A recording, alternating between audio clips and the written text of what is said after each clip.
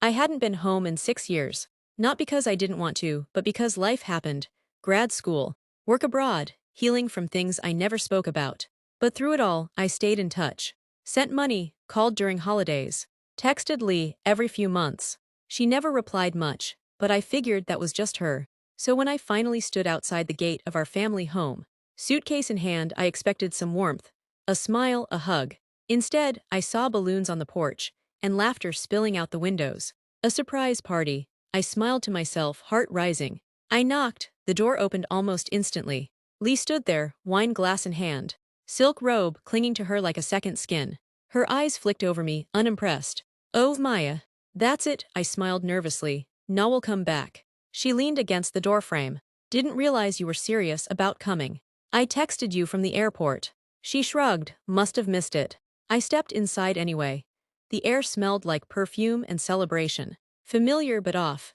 My heart skipped when I spotted him, Michael, my ex, standing in the living room with his arm wrapped around Lee's waist. My stomach turned. "What is this?" "We got married last year," Lee said, smiling at him before turning to me.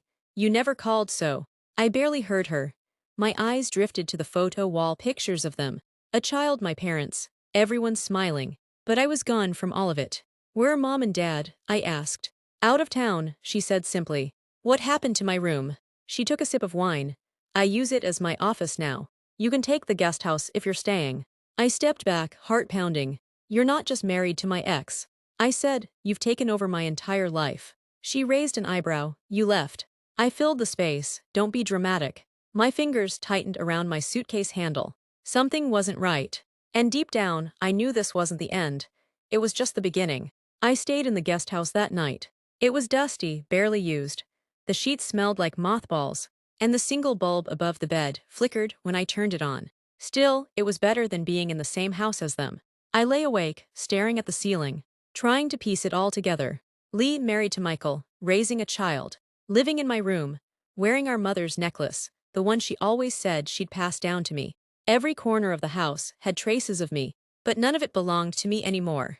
It was like someone had pressed delete on my existence. The next morning, I walked into the main house. My mother was in the kitchen, flipping pancakes, like it was just another day. "Maya," she said flatly, "you're back." I waited for the hug. It didn't come. "Mom, when did Lee and Michael get married?" She didn't look up. "Over a year ago." "Why didn't anyone tell me?" She turned, spatula in hand. "You left. Maya, you barely called." Life moved on. "I didn't disappear," I said quietly. "I was trying to build something, for us." She gave me a look that chilled me. "Well, Lee was here." She stepped up. Stepped up into what? My life. Later, I tried to find my old photo albums, my childhood journals, my degrees. But my things were gone, not boxed, not stored, gone. When I asked Lee where they were, she shrugged. "Maybe Mom tossed them, who knows?" I stared at her. "Why do I feel like you're trying to erase me?" She leaned in, voice low. "If I were, you'd already be gone." That night, I logged into my old email. Access denied. I tried my bank app.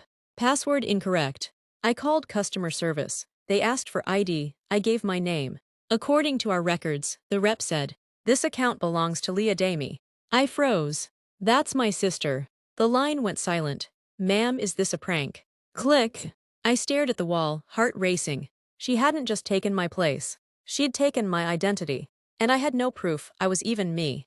I couldn't breathe. I paced the guesthouse floor, trying every password combination I could remember. Email blocked, bank account gone. My LinkedIn profile had been deleted. My Facebook page now belonged to someone named Maya A. But the profile photo was Lee. My face, my name, my timeline. Everything was hers. I was panicking. I needed help, proof, witnesses. Anyone who remembered the real me. I called my former professor, Dr. Kalu, the one who had written my grad school recommendation. "Maya," he said, surprised. "Yes, it's me," I replied, breath shaky. "I need you to confirm something, my degree, my identity, just in case." "I'm sorry," he interrupted. "Didn't you already come by last year for that?" My blood ran cold. "What do you mean?" "You came with your sister, said you were updating your records. We signed off everything." I ended the call. Lee had been preparing this for a while, systematically, replacing me in every way that mattered. When I confronted her, she didn't flinch. "You gave me everything," she said. "I just made it official." "You stole my identity," I snapped. She laughed. "Good luck proving that." And then she called the police. I'm being harassed by a woman claiming to be me. She said calmly on speaker, yes. I'm scared she might be dangerous. I have a child. I didn't run. I should have, but I stood there, shaking, as the officers arrived and handcuffed me like I was some unstable intruder. Lee stood in the doorway with tears in her eyes. Fake tears. Holding the child on her hip like some tragic heroine. She just showed up, she whispered to the officer. She's been saying things, crazy things. I screamed. I begged them to check the records. The birth dates, the fingerprints, anything. They didn't listen. At the station, I sat alone in a cold interrogation room. Heart pounding, hands trembling. The officer returned. We ran your name. According to the national database, Maya Ademi is deceased. I laughed. It was dry, cracked, broken. I'm standing right here, I said. How can I be dead? He looked at me with pity. Ma'am, we need to evaluate your mental state. You may be suffering from identity delusion. That's when it hit me. Lee didn't just want my life. She wanted me erased. And now, she had the whole world believing I never existed. I was released the next morning. No charges. Just a quiet warning and a recommendation to seek psychiatric support. Apparently, Lee had done her homework. She told the officers I'd been unstable for years, that I disappeared after a mental breakdown, and was now back claiming things that weren't mine. And with no official ID, no functioning bank account, and no record of my existence in the system, they believed her. The worst part, so did my parents. I don't know what's gotten into you, my mother whispered as she drove me back to the house. Lee has always been there for us. You ran away. I didn't run, I replied. You sent me away. She gripped the steering wheel harder. You're confusing things again. Let it go, Maya. It's time to move on. But how could I? That night, a knock came on the guest house door. It was Auntie Kemi, my mother's cousin. She looked over her shoulder before stepping in, clutching an envelope. I don't believe them, she said quietly. I know you, Maya, and I remember. I stared at her, swallowing hard. Why are they doing this? She hesitated. There's something you should know about the baby. I blinked. What baby? She handed me the envelope. Inside was an old sonogram. My name printed in the corner. You were pregnant before you left. She said, your mother said it was shameful. They sent you away quietly. When you had the baby, they told everyone it was Lee's. My heart stopped. What? She nodded. They said you wouldn't remember. That the trauma would bury it. But I saw the child in Maya. That little boy Lee's raising, that's your son. My legs gave out. I sat on the edge of the bed, clutching the sonogram like it could rewind time. I remembered pieces now, blurred hospital lights. A baby's cry, my mother's face cold and sharp. How could they do this to me? I whispered. Kemi squeezed my hand. They needed a clean story. And Lee, she liked the attention. She claimed the child and never looked back. I stared into space, my entire world shattered. Lee didn't just steal my identity. She stole my child. I didn't sleep that night. I just sat on the bed, clutching the sonogram like a lifeline. Eyes fixed on the ceiling, mind racing. My son, Lee had raised him as her own. Lied to the world, lied to him. And my parents, they let it happen. The next morning, I walked into the main house while everyone was still asleep. I needed proof, not just for me, but for him. I crept into my father's home office. He always kept it locked, but old habits die hard. The spare key was still taped beneath the side drawer in the hallway console. I found it without thinking. Inside the office, nothing had changed. Neatly stacked folders, labeled boxes, filing cabinets. I opened the one labeled Family. There it was, a sealed envelope with my name on it, Maya Ademi, personal documents. I opened it. My birth certificate, my university degree, my passport, all there. But each one had been tampered with. Slight discolorations, signatures that looked traced, and attached to it all a letter of declaration signed by Lee, claiming she was me, claiming my identity after I was declared missing. They'd created a paper trail that erased me, step by step. I opened another folder, adoption documents, medical records for the baby, all under Lee's name. Even the hospital files had been altered. I found one more envelope, half burned in the trash bin under the desk. The top edge was scorched, but the name was still visible. Maya Ademi, psychiatric evaluation. I froze. They had planned everything. They'd given statements to suggest I was mentally unfit, paranoid, unstable. The paper said I had suffered a breakdown and signed over custody of my child, voluntarily. My hands shook, my vision blurred. It was one thing to be erased, another to be painted insane. A sudden noise at the door made me jump. Lee stood there, arms crossed, eyes cold. You shouldn't be in here. I held up the documents. You forged everything. She didn't even blink. So, who's going to believe you? I will fight you for him, I said, voice steady. She smiled. Then I'll bury you completely. After Lee caught me in Dad's office, I knew I was on borrowed time. I spent the next few days pretending to be numb, pretending to give up. I kept to myself in the guest house, barely spoke during meals. Lee smirked every time our eyes met. She thought she'd won.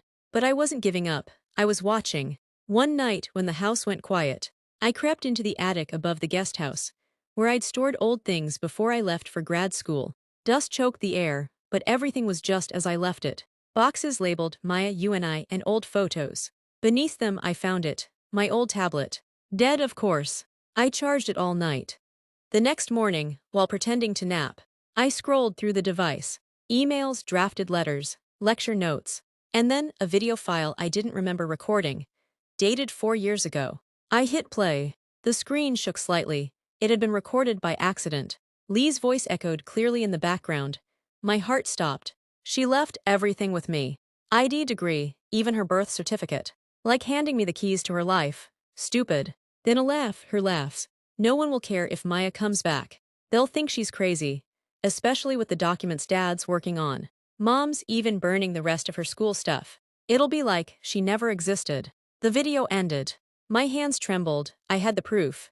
A confession, an accidental recording, my chance. I backed it up twice, on a USB and on the cloud. I drafted an email to a journalist I remembered from college. Someone who once said, "If you've got a real story, I'll help you tell it." But before I could send it, the screen went black. No power. I tried to reboot the tablet, but it wouldn't turn on. I opened the back and found the battery had been cut. My stomach dropped. Someone knew. I turned to reach for my backup USB, gone. The guesthouse door burst open. Lee stood there, no longer smiling. You think I didn't see what you were doing? She hissed, this is my life now. And I'm not letting you take it back. She lunged toward me. I ran. Through the hallway, out the back door. Into the street, barefoot, breathing like my lungs were on fire. She wasn't just trying to erase me anymore. She wanted me gone for good. I didn't stop running until my feet were raw, and my throat felt like sandpaper. I spent the night in a 24-hour diner on the other side of town, curled into a corner booth, with nothing but a cup of water and my thoughts. My tablet was destroyed. The USB. Gone. Lee had been watching me the whole time. Probably had someone going through my things. I needed a new plan, and I needed it fast. By morning, I called the only person I could think of, Damie. We weren't close anymore, but we'd once been inseparable in university. She was now an independent journalist, with a reputation for covering corruption and whistleblower stories. I didn't know if she'd believe me, but she picked up after the first ring. Maya, her voice was sharp. Is it really you? I thought. I know, I said quickly. Please. I need help, and I need to meet somewhere safe. An hour later, we sat across from each other in a rundown cafe downtown.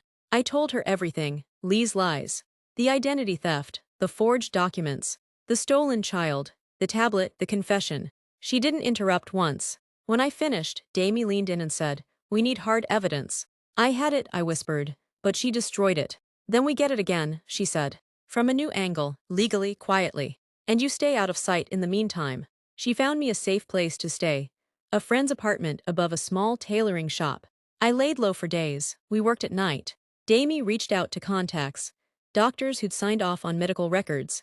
School officials who had spoken to Lee. We were slowly building something again. Then came the car. It was a Tuesday afternoon. I hadn't been outside in 2 days. Damie convinced me to get some air. I walked 3 blocks to a corner store, bought a bottle of water, and started the engine of the borrowed car. Something was wrong. The brakes were stiff, then loose, then gone.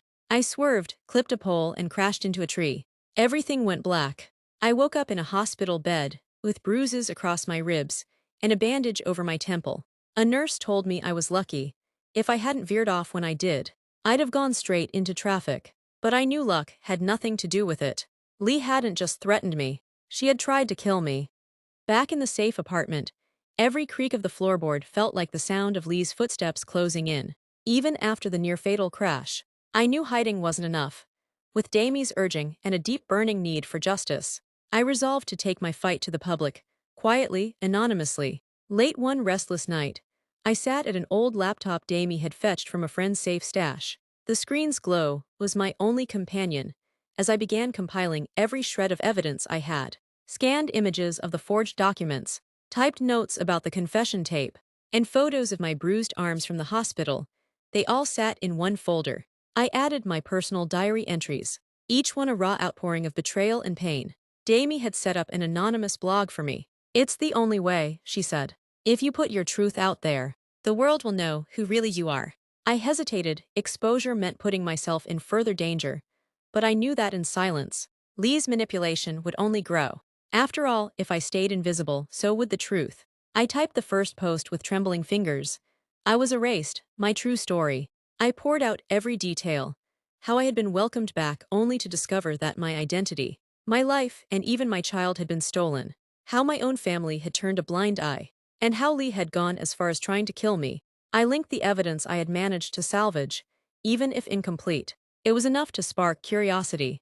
Within hours, my anonymous post started to gain traction.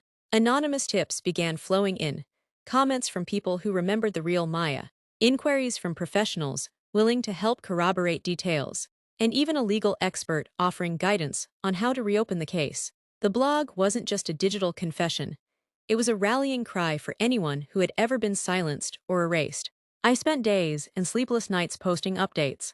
I included updates on my investigation, details of interactions with officials, and even snippets of my phone conversations with former colleagues and friends who had been quietly sidelined.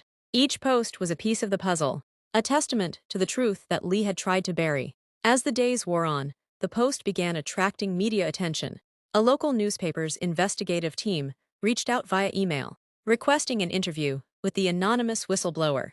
My heart pounded at the thought. Exposure was dangerous, but if it meant reclaiming my name and saving my son from a life built on lies, I had no choice. In that dimly lit room, I realized the power of truth in the digital age. My story was no longer confined to a silent family tragedy. It was now broadcasted into a wider world, where accountability could no longer be brushed aside. And in that realization, a flicker of hope emerged, hope that the real Maya might one day be restored. By the end of the week, the blog had exploded. What started as whispers had turned into headlines. Anonymous woman alleges stolen identity by sister. Twisted family feud or chilling truth. The story was spreading, but no one had connected it to Lee yet. She still walked freely, smiling in curated photos, pretending nothing was crumbling beneath her feet. That changed when the local morning show, Metro Talk, invited her for a live interview. It was supposed to be a puff piece. Young mother and rising businesswoman receives Community Excellence Award. Lee loved the attention, of course. She even posted a countdown on social media. Tune in live tomorrow at 9 a.m. Can't wait to share my journey. She had no idea what was coming. Damie and I worked with the Metro Talk producer behind the scenes. After reviewing the evidence and interviewing a few of the people who had come forward, the station agreed to include a surprise segment, an anonymous whistleblower statement, supported by recordings, medical records, and a live phone call. I didn't sleep the night before. My nerves were fire and ice. If this didn't work, if she found a way to twist it again, she'd win for good, but if it did work, I tuned in from the safe house, laptop open, heart pounding. Lee walked on set, poised and confident, her smile glowing under the studio lights. She spoke like she always did, smooth, charming, fake, talked about resilience, family, and overcoming the odds. Then came the turn. The host smiled tightly. "Before we wrap, we'd like to share an anonymous story that's been circulating. It involves stolen identity and a woman whose life may have been taken over by someone very close to her." Lee's smile twitched. The screen behind her changed. Documents, photos, blurred out videos, and one voice clip. She left everything with me. ID, degree, even her birth certificate. Like handing me the keys to her life. Her own voice, her own confession. Live, national, unmistakable. She froze. The host turned slowly. Care to respond? Panic flickered in her eyes. "This is a smear campaign. Lies, anyone could have faked that." Experts confirmed the voice. The host interrupted. "And several witnesses have corroborated the story." Her composure cracked.